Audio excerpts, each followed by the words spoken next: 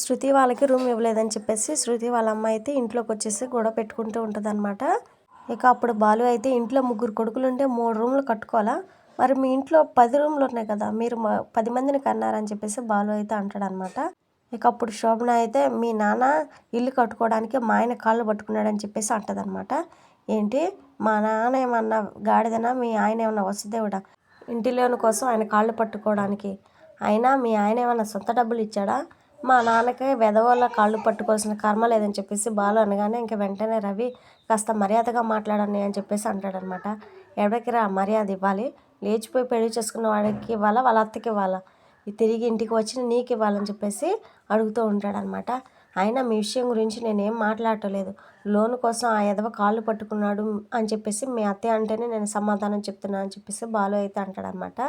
ఇక వెంటనే ప్రభావతి ఎంత మాట వస్తే అంత మాట అనేస్తావా అని చెప్పేసి బాలు మీద అయితే కోపడుతుందనమాట.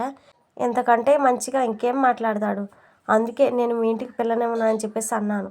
మీ నాన్నను వెధవ అంటున్నాడు చూసావా శృతి, నేను మరి వాడిని రౌడీ అనాలా, రౌడీ వెధవ అనాలా? ఇలాంటి పచ్చి రౌడీతో నేనేం మాట్లాడతా అని చెప్పేసి బాలునైతే శోభన అయితే తిడతా ఉంటుందన్నమాట. ఇంకా వెంటనే మీనా ఏం మాట్లాడుతున్నారు, మా మామయ్య గురించి తప్పుగా మాట్లాడితే మేము పడుతూ వినాలని చెప్పేసి కోపడుతుందనమాట. ఇక వెంటనే ప్రభావతి అనవసరంగా విషయాన్ని పెద్దది చేయకండి, ఇంతటితో ఆపేయండి అని చెప్పేసి గట్టిగా అరుస్తుంది. ఇక వెంటనే బాలు ప్రభావతితో మీ ఆయన వెధవ అంటే నీకు కనీసం చీమ కుట్టినట్లు కూడా లేదా అని చెప్పేసి అనగానే ఆమె లోన్ గురించి తప్పుగా మాట్లాడటం నాకు నచ్చలేదు, కానీ మాటకు మాట అనుకుంటూ వెళ్దామా, గొడవను పెద్దది కాకుండా చేస్తూ ఉంటుందన్నమాట. ఇక వెంటనే శోభ ఇలాంటి రౌడీలు గుండాలు తిరిగిన చోట నా కూతుర్ని ఉంచలేని, ఇంటికి వెళ్దాం పదవి అని చెప్పేసి శృతిని అయితే లాగుతుందనమాట. ఇక వెంటనే బాలు అమ్మయ్య ఇంటికి పట్టిన దరిద్రం పోతుందని చెప్పేసి హ్యాపీగా అంటాడు. అంతలోనే అప్పుడే సత్యం అయితే వస్తాడు. ఏమైందమ్మా అని చెప్పేసి శోభను అడగగానే నా కూతురు నా ఇంటికి తీసుకెళ్తున్నా అని చెప్పేసి చెప్తుంది. మళ్ళీ ఎప్పుడు పంపిస్తారమ్మా అని చెప్పేసి అనగానే మీ ఇంట్లో కూతుర్ని ఉంచడం నాకు ఇష్టం లేదు, అందుకే శాశ్వతంగా ఇక్కడ నుంచి తీసుకెళ్తున్నా అని చెప్పేసి శోభన అయితే చెప్తుంది అనమాట. మీరు మాకు అప్పు చెప్పి వెళ్ళారు కదా, మళ్ళీ మాట తప్పి ఎలా తీసుకెళ్తారని చెప్పేసి సత్యం అయితే అడుగుతాడనమాట. మీరు బాగా చూసుకుంటారని మాటిస్తేనే ఇక్కడ అప్పు చెప్పి వెళ్ళాను, కనీసం వాళ్ళకి రూమ్ కూడా ఇవ్వలేదు కదా అని చెప్పేసి శోభన అయితే అంటుందన్నమాట. అదేం లేదు, మేము వాళ్ళకి రూమ్ ఇచ్చాం, మా గదిలోనే వాళ్ళు పడుకుంటున్నారని చెప్పేసి సత్యం అయితే అంటాడనమాట. రూమ్ ఇస్తే శృతి మేడపై ఎందుకు పడుకుందని చెప్పేసి శోభన అయితే అడుగుతుంది. ఇక సత్యానికైతే బాగా కోపం వస్తుందన్నమాట. ఎరా నేను మేడపై పడుకోమని అన్నానా అని చెప్పేసి రవిని అయితే అడగగానే అయినా ఈ విషయం మీకెవరు చెప్పారని చెప్పేసి మీనా అయితే అడుగుతుందన్నమాట.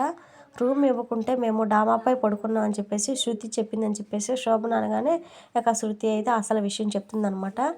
మీరంతా ఈ విషయాన్ని మిస్అండర్స్టాండింగ్ చేసుకున్నారు, నేను టెంట్ కొన్నాను అని చెప్పేసి సరదాగా డాబాపై పడుకున్నాను అని చెప్పాను, కానీ రూమ్ ఇవ్వలేదని చెప్పలేదని చెప్పేసి తల్లితో అయితే చెప్తుందనమాట. ఇంకా శోభన అయితే సైలెంట్ అయిపోతుంది.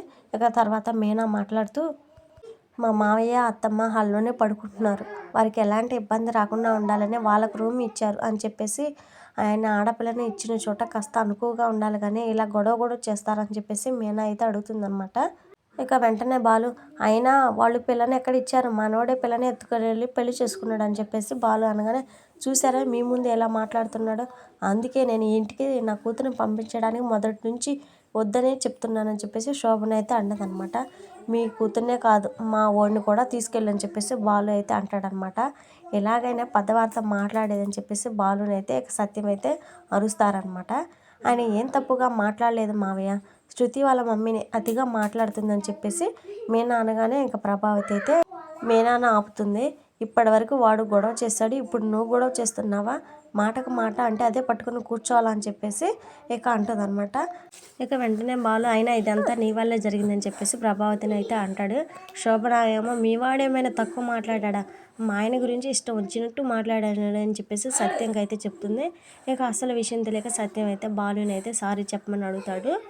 ఇక వెంటనే బాలు వాళ్ళ ఆయన ప్రాణం పోయే పరిస్థితిలో ఉన్న నేను సారీ చెప్పను, అసలు నేను చేయని తప్పుకు సారీ ఎందుకు చెప్పాలని చెప్పేసి అక్కడి నుంచి అయితే వెళ్ళిపోతాడనమాట.